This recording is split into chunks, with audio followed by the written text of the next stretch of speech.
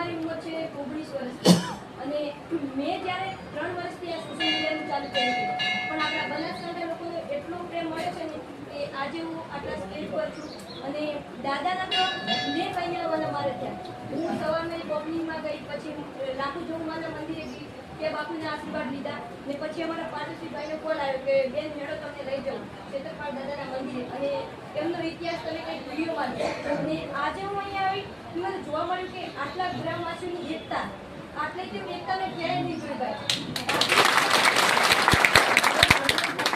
બધાની હોય છે પણ બધા ગામથી એક એક ભાઈ કરીને આવું અહીંયા ભેગું થવું, એટલો સમય કાઢવો એટલે આ તો દાદાના એટલો કૃપા છે એટલા માટે આટલા ગ્રામવાસીઓ ભેગા થયા. ને હું તો તમને એક જ કહું, તમારી બેન દીકરી હોય એમને ભણાવો, એમના અંદર કોઈ ને કોઈ ટેલેન્ટ તો હોય જ છે, તમે એમને પૂછો, બહાર નીકાળો, બારે ભણાવો. સોશિયલ મીડિયામાં હોય, કોઈ રમતગમતમાં હશે, કોઈના અંદર ગાવાની કલા હશે, એમ ઘણી બધી બહેનોમાં કલા છે.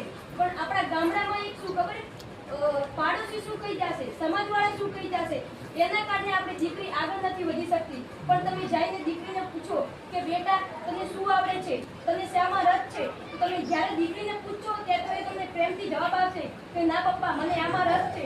અને એ તમે આગળ વધારો બેનને કે બેન તમારું નામ એટલું રોશન કરશે, સાથે સાથે સમાજનું, ગામનું એટલું રોશન કરશે. અને જ્યારે તમે દીકરીને પૂછશો તો જ તમને ખબર પડશે કે બેન દીકરીમાં શું ટેલેન્ટ રહેલું છે. ને કે આપણી ગામની દીકરી તો જે આપણે પરંપરા પ્રમાણે બીજાના સામેના ઘરે જશે, ગાય દોશે, ભેંસો રાખશે, એ બધું કામ કરશે એ તો છે. પણ આજકાલના ટેકનોલોજી પ્રમાણે તમે બેન દીકરીને આગળ વધારો ને બસ ભણાવો અને એમની બેન દીકરીને રક્ષા માટે બધા ભાઈઓ તો છે એટલે આજકાલ કોઈ ટેન્શન છે જ નહીં. જય છેતરપાળ દાદા.